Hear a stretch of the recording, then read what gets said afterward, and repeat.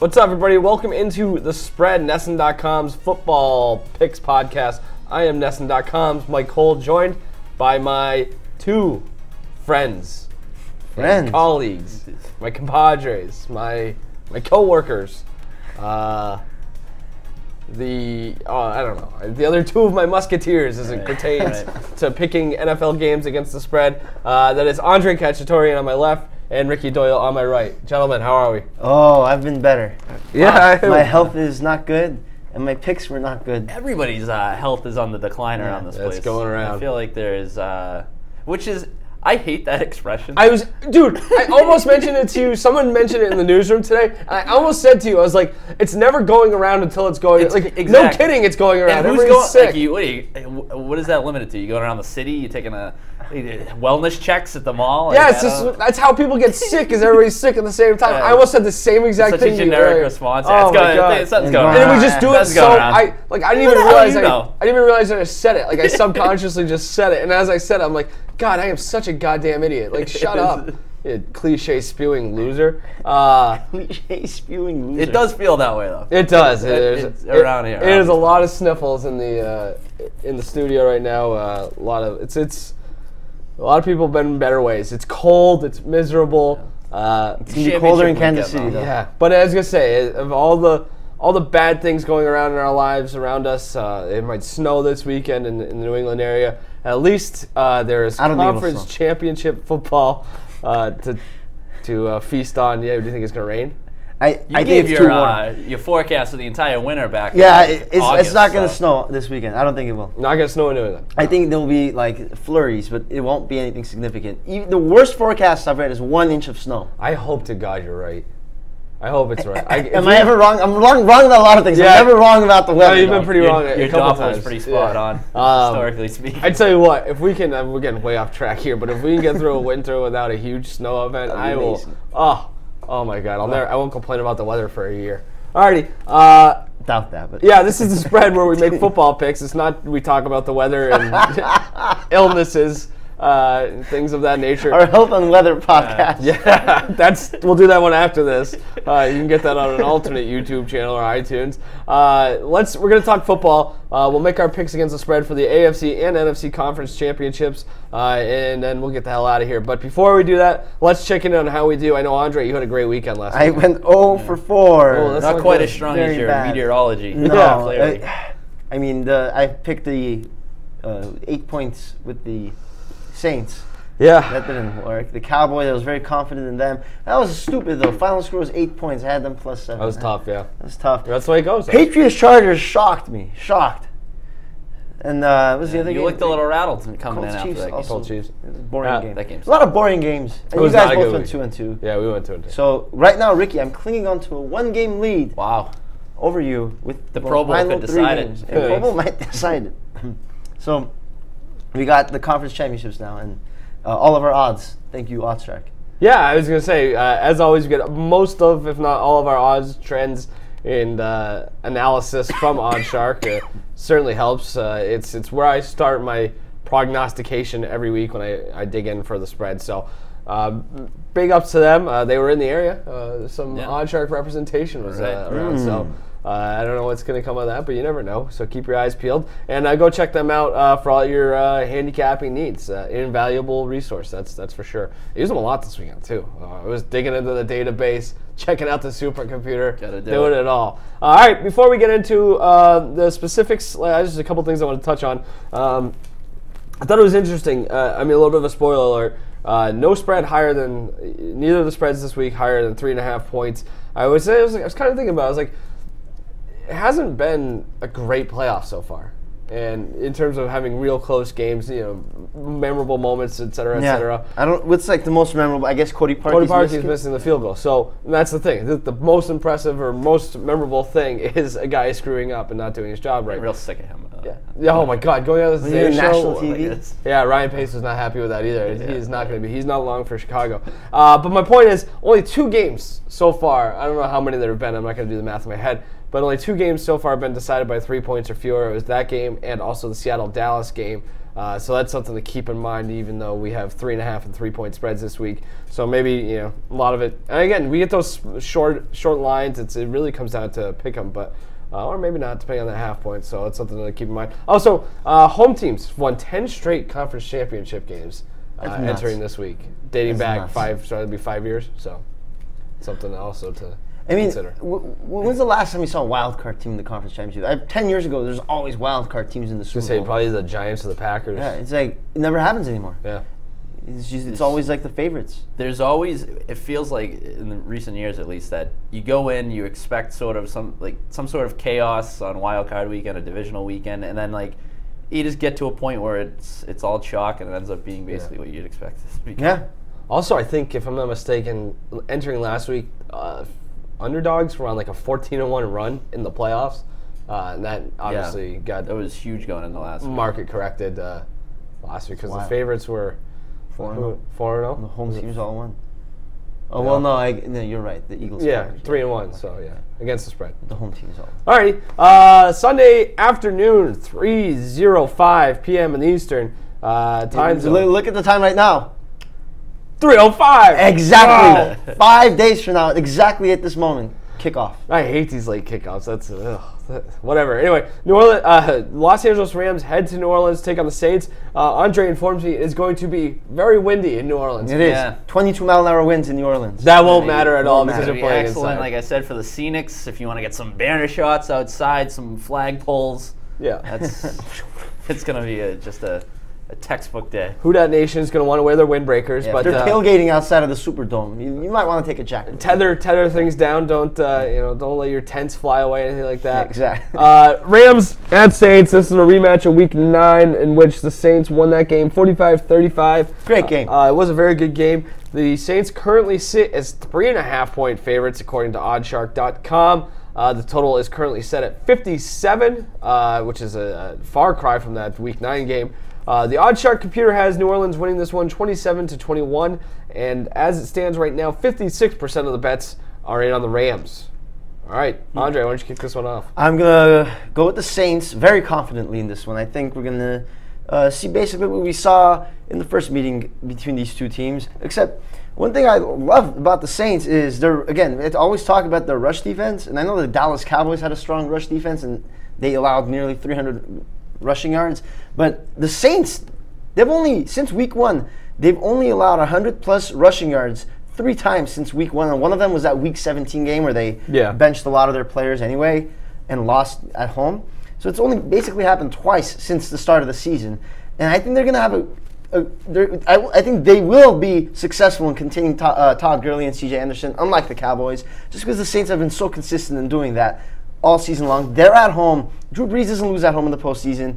And the Rams, they allow a ton of yards. I think the Saints are going to be successful in their dome environment to be able to get a ton of yards. And the battle of the trenches. I love the Saints. 49 sacks, third in the league. And the Rams, they allow 33 sacks, which is middle of the pack. I think the Saints pass rush controls the game. The Rams won't be able to get a running attack going. Goff will be forced to throw a lot, be pressured by that pass rush, and I think the Saints at home, I just don't see them losing this one to an inexperienced quarterback like Jared Goff. I think experience will matter in both of these games. That's why I like Breeze and the Saints. Maybe it's a gut feeling. Maybe it's because I don't want to go chalk. Yeah. Maybe it's because I'd like to believe that a road team at some point can win a conference championship Yeah, they will. game. The other game. Hasn't happened in the NFC Championship since 2012, which was the 49ers. Maybe it's because I want to hedge my bets because I picked the Saints to win the Super Bowl before the season. I don't know, but I'm going with the Rams. And I think a lot of this, too, stems from who's playing in this game and who's not playing in this game. That Sheldon Rankins injury along the Saints defensive line, you mentioned how good they are at stopping the run. I think that hurts them immensely in Rankins is probably their best run stopper. Yeah, so, and that's huge. Obviously, in a game in which the pass, Rams are going to rely heavily on their ground game. I mean, really, that injury sort of accentuates the Rams' biggest weapon, being that rushing attack. Todd Gurley, C.J. Anderson, who he didn't play in that last matchup, who's sort of been I don't know, it came out of nowhere. I mean, I don't think anybody on the planet saw that coming.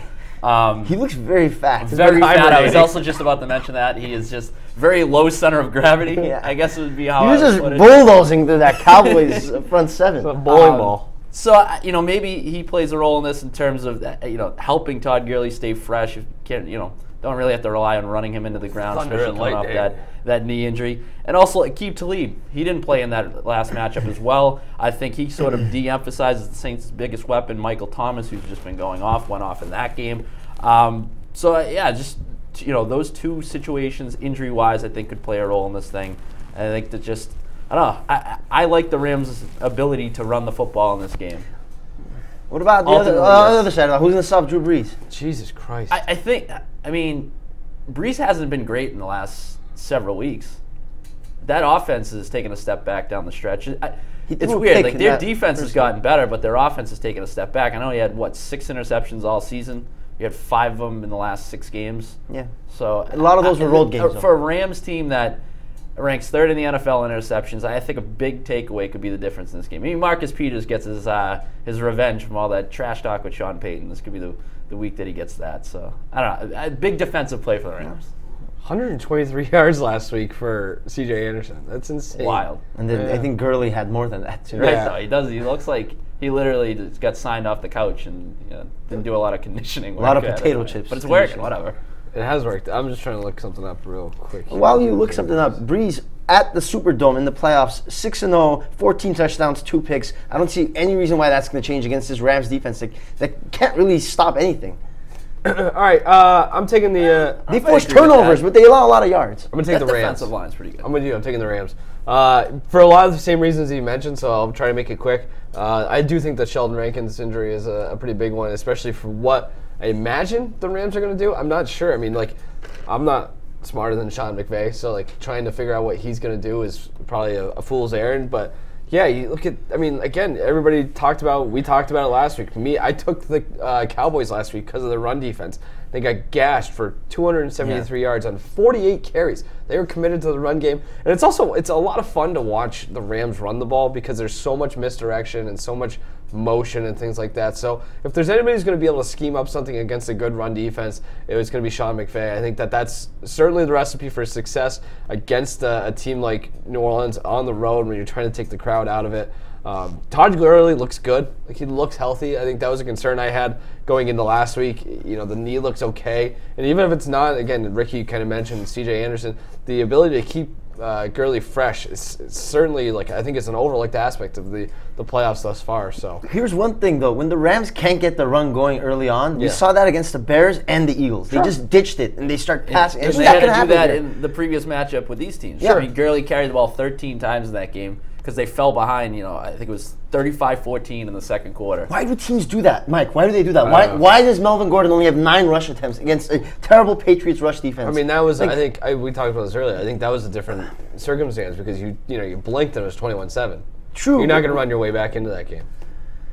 But it's only the second quarter. I also think that a lot of that, we're getting a little bit off track here, but I think if you look at that was a lot of game plan. The Patriots blitzed the hell out of the Chargers last week, and they were, they created a lot of havoc at the line of scrimmage, and that kind of took away the run game too, I'd imagine. You can't ditch what you're best at. You can't ditch what the other team's weaknesses. Is sure. What I'm saying. And again, the Saints' rush defense is a strength, so it's a completely different situation. But I could see the Rams just getting away from the run early on. Gurley against the Bears, 11 carries. Against the Eagles, 13 carries. What did you say against the Saints? 12 carries, 13 carries. 13, yeah. Hey, I see. So the other thing is too is maybe I'm getting tricked into doing this. That's usually the way it works, but that half point is just too much to. I'm not entirely sure that the Rams are going to win this game, but just getting that half point makes me feel better about it. They're not going to be intimidated by going into New Orleans. They know they can go in there and score 35 points. Which was pretty impressive considering what they allowed 45 points. I understand that, and I guess maybe Aqib Talib getting back helps. Ted Ginn is back for the Saints, so that kind of neutralizes that. Marcus Peters, I went back and looked it up. 155.8 passer rating against. Breeze torched him. It was just miserable. But I think maybe Talib kind of stems the tide a little bit. Again, I just think it's going to be a closer game. I think Peters is playing inspired football in terms of wanting some revenge. He was calling out Sean Payton after that game, and he promised we'll have a little gumbo together. So maybe they get together for some gumbo this weekend. And again, go back. I don't want to overreact to 1 week, but I've been down on the Eagles defense for the last 3 or 4 weeks, and I still don't think they're great. And they held New Orleans to 20 points. You know, the Saints got 20 points very on much in 420 that yards. Yeah, right. Yeah. And then I think Los Angeles obviously has a better offense, a better the offense thing is, than like, Philly. the Saints defense has played really well down the stretch, but this is by far the best offense they've Yeah, seen in the right. group.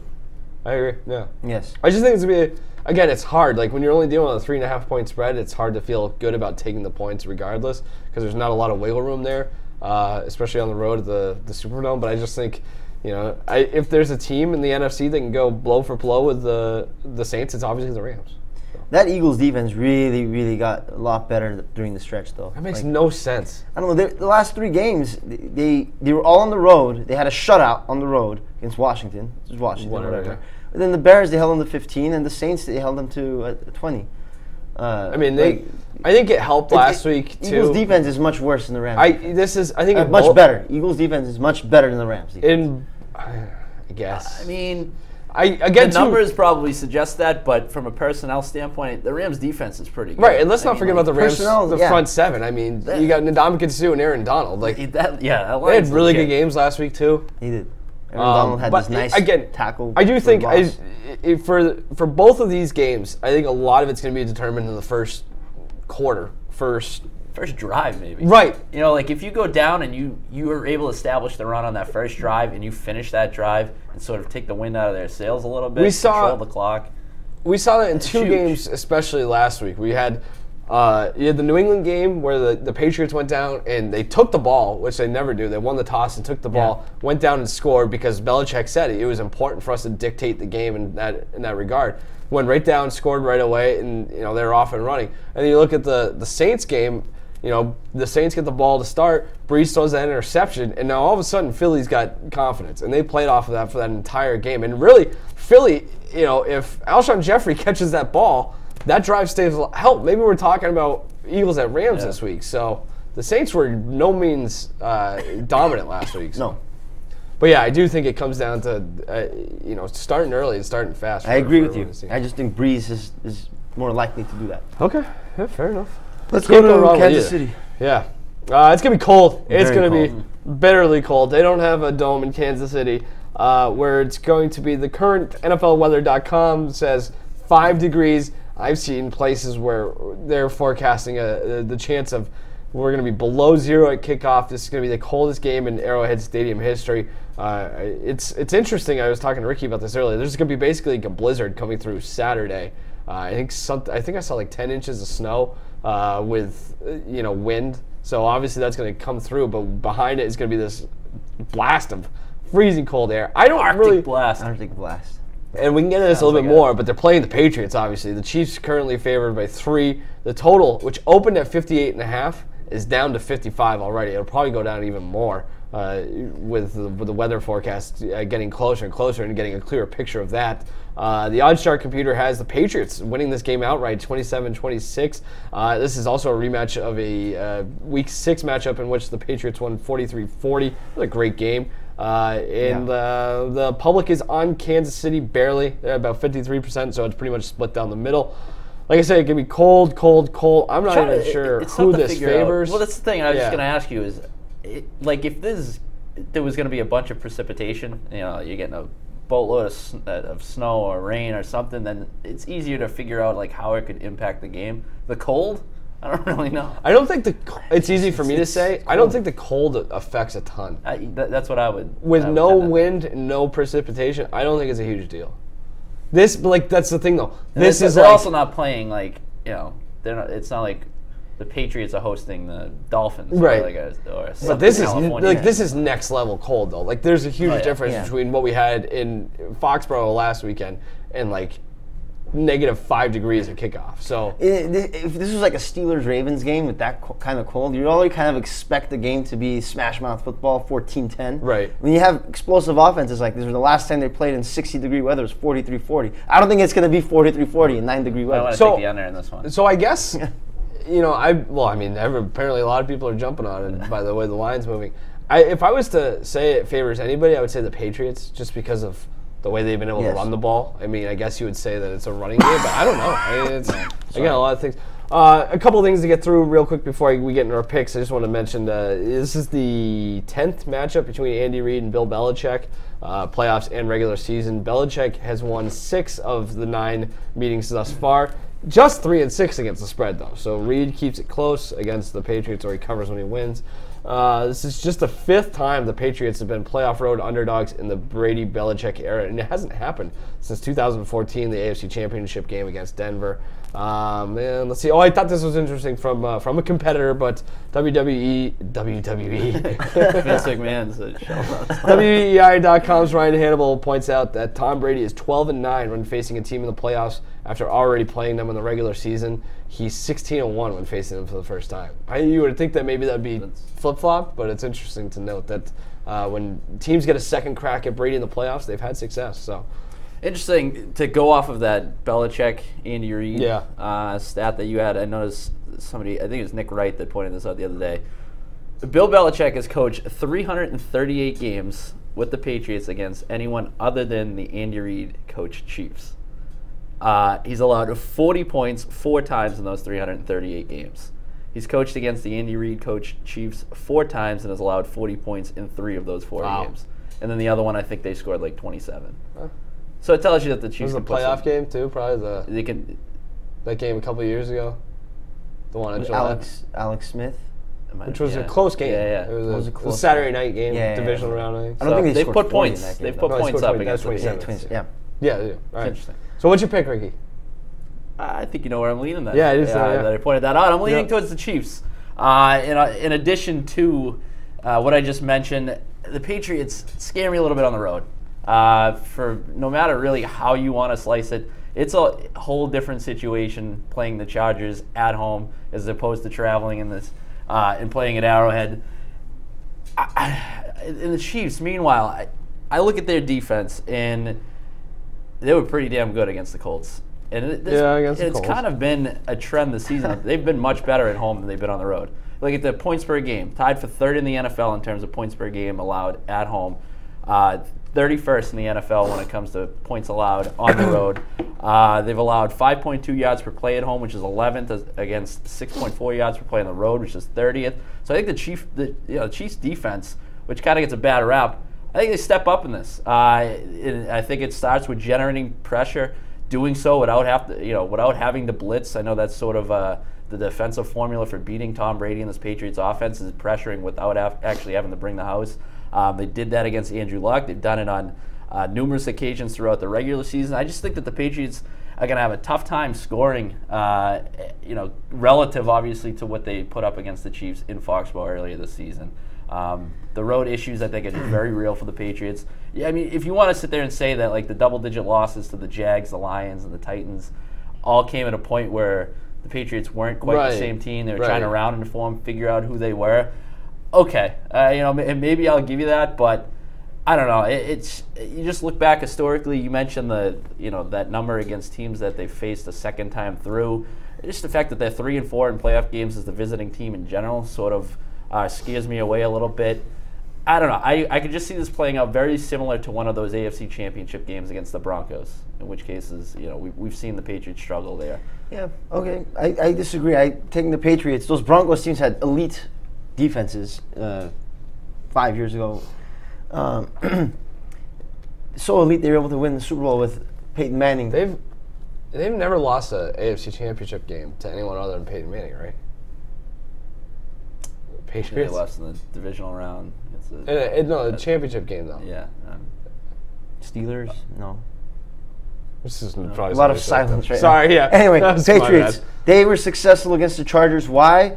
Because of a good running attack and short passes to running back. Yep. James White and Sonny Michel combined for 106 receiving yards in that divisional game against the LA Chargers.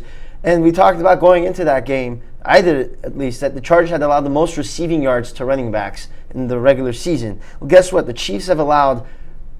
What? Nothing. What? Nothing. Go on. What did I say? That's all we talked about. I didn't mean it that way. Leave me alone. Chiefs allow nearly 10 yards per catch to running backs.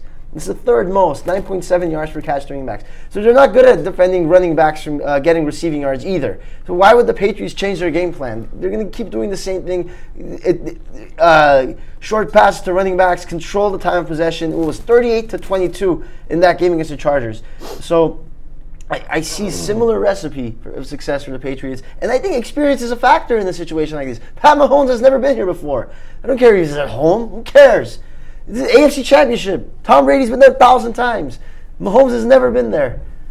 It's a factor. Experience is going to be a big deal. So cold weather. When it comes to I something wonder like how much that matters at home, though. No, and I'm also wondering, so in an instance like that, would you favor no experience versus experience in which you've failed on several occasions, as in the case of Phillip Rivers?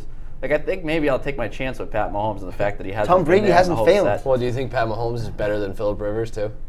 Right now, yeah. Yeah, so I'll take the better quarterback too. And I think that offense in general is far better than the Chargers offense, which we saw. So I agree that the game plan has to be very similar for the Patriots. I mean, to me, that's the only way you beat them is you grind it out and sort of turn this into a rock fight. And I think they're going to be able to do that. I'm not cold sure. Weather, I don't. long See, I sustained don't, drives. I'm not as confident. I'm not either because I'm taking the Chiefs as well. Because, like, I think Kansas City plays a lot more man than they do, yes, than the Chargers do, and I think that was a huge issue. Like, they played that cover 3 zone, and when you don't have that was just inviting Legion of Boom type Chargers talent, defense, right? Oh. Tom Brady's going to pick it apart. He did it to. He did it to Seattle in the Super Bowl. He did it to Atlanta in the Super Bowl, and the Chargers weren't nearly as good as either of those defenses. So obviously they got picked apart. In hindsight, we should have seen it coming. But like I said, the Chiefs play a little bit more man. They could have. Nest.com Zach Cox wrote this Tuesday. What's today? Tuesday morning. He wrote about how improved the Chiefs' defense is, how it's healthier than it was back then. They could have Eric Berry back. That might actually be a bad thing if he's not up to 100%, considering he looked terrible at the end of the season. But if he is healthy, that's a big boost for them. If I'm not mistaken, Justin Houston didn't play in that first game against the Patriots. He is back for this one. He looked pretty good last week as well. I think if you're leaning away in terms of the total, you got to lean toward the under. But I still think that this has a chance to be a high-scoring game because I do think the Patriots are going to get theirs for all the reasons Andre mentioned. But I think the Chiefs are going to score as well. And I think if there's a defense that I trust more to get a stop, it's probably going to be the Chiefs just because they're at home and because I've seen them look good recently. I mean, sure, the Patriots have too. But again, if it comes down to if those two units are relatively equal, I'll take the team playing at home because I think it's obviously a lot easier. Like the Chiefs' rush defense in their last 6 games, they did their playoff games. 5 of their last 6 games, they allowed over 100 yards, and twice against the Raiders. And then the Ravens and Seahawks, who always they're anti-passing, they just run the ball every time, and the Chargers. I think a lot of people are putting a lot of stock into that win over the Colts. They look great. Their pass rush looked amazing. But for his great, I think for me it's the other way. I'm not overreacting to the Patriots win against the Chargers as much as maybe some other people. And that was their best performance in ages. I think the Chargers. I think that's one of their best playoff wins ever. Patriots and all the playoff wins ever had. That Chargers team was really good. It was so predictable. It was like how it should have played out. I was shocked. Looking back on that, I felt better and better as the game approached about the Patriots' ability to do exactly what they did in that game. I mean, that was cut back to me. It's kind of an indictment on the Chargers. The Chargers were the most complete, even to this day. The Chargers are the most complete team in the AFC. I just don't see the Patriots made them look bad. To your point, Mike, Patriots defense is going to have a lot more trouble with that Saints offense. And I mean, we've seen it, as we outlined a little while ago. With the Chiefs offense, yeah. And the Saints offense. I was get ahead of yourself, yeah. Patriots Saints Super Bowl preview. With the Chiefs offense. I mean, we've seen it several times over the last few years. I mean, no Kareem Hunt, which is probably, thank God, because he sliced and diced the Patriots every time they faced him. But, I mean, Tyreek Hill, Travis Kelce, I mean, these are guys that it's tough to keep up with that Patriots defense because for all the strides it made as the season went on, as good as that secondary became later in the season, I don't know. I still feel like it lacks a little team speed, and you're going up against a Chiefs offense that's just it plays at a different level. And I was going to mention too. Not to be confused with the Saints offense.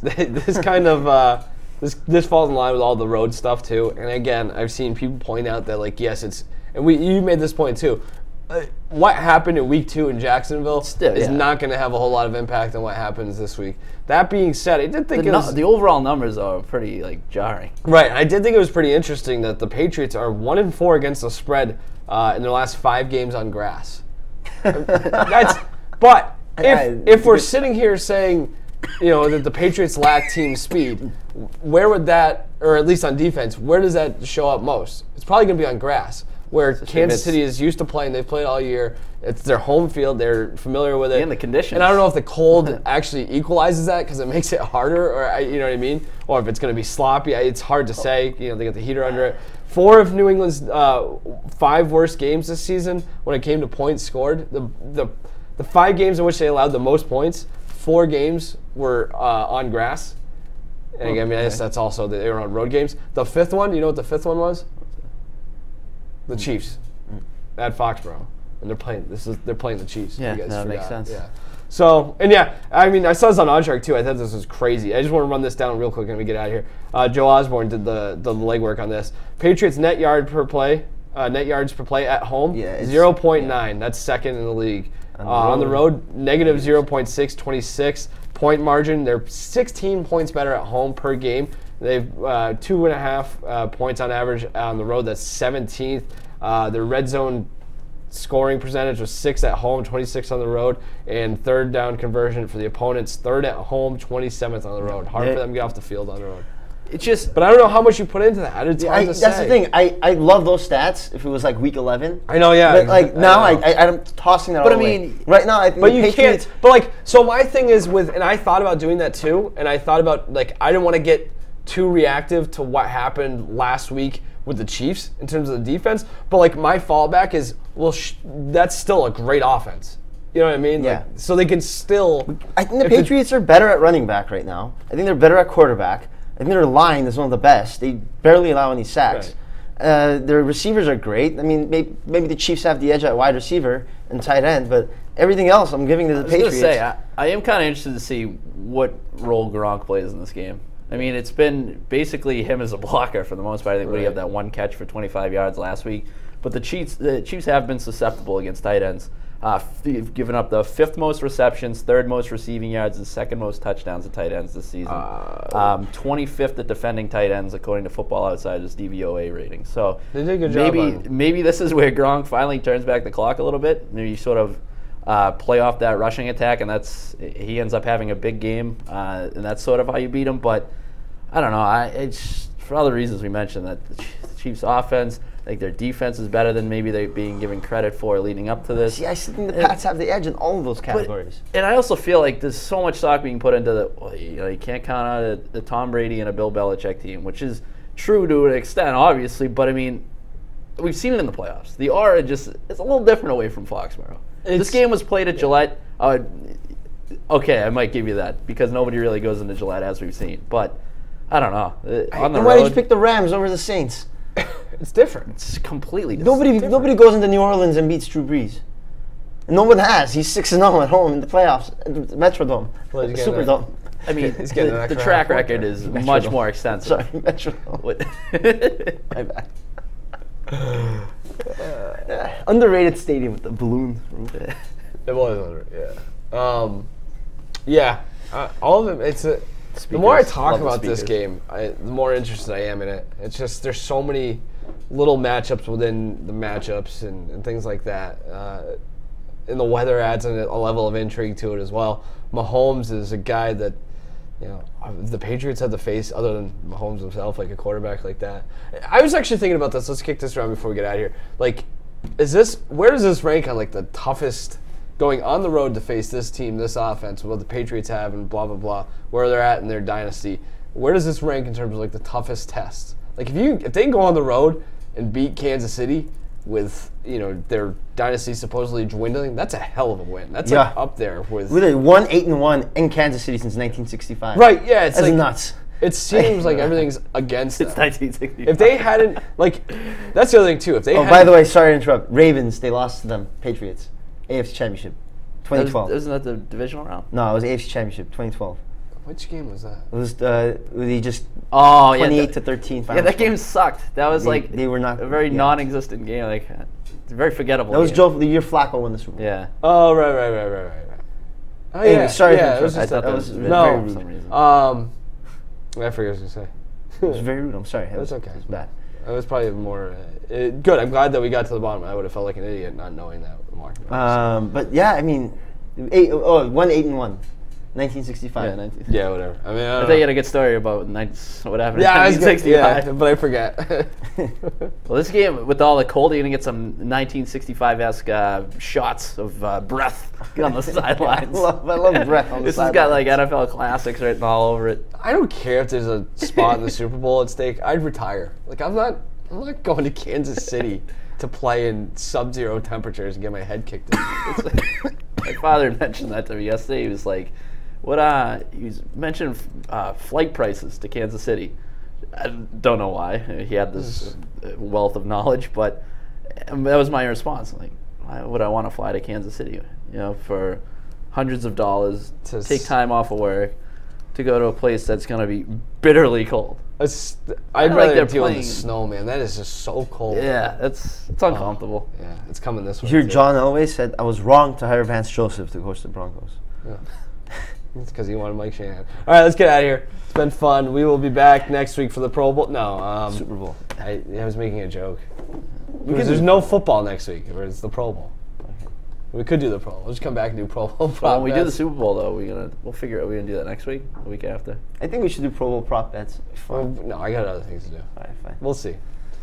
Leave it in We the can talk about the comments. weather again. Yeah, right. You We'll wanna just do sit that? here for 35 haven't What are done your that favorite winter tips to stay healthy? What? What are your favorite winter tips to stay healthy? Just drink a buttload of water. Yeah, Wash hydrate. Wash your hands. Wash your hands. So, like, wash Stay your hands in before Stone you Cold. eat. But I mean, you can't control other people though. Like if he doesn't wash his hands, and like I'm still gonna get sick. I've become very pro wash your hands before you eat. Not that I've never, Wow. Not that I wasn't before, but I'm much more mindful of it It's- nowadays. it's important. Because I've seen a direct correlation between eating without washing my hands and getting sick. It's very important. I think it's overrated. But whatever. Let's get out of here. That's my final hot take. Wash your hands Wash is your overrated. hands before you eat. Goodbye. All right, let's handshake. Go wash your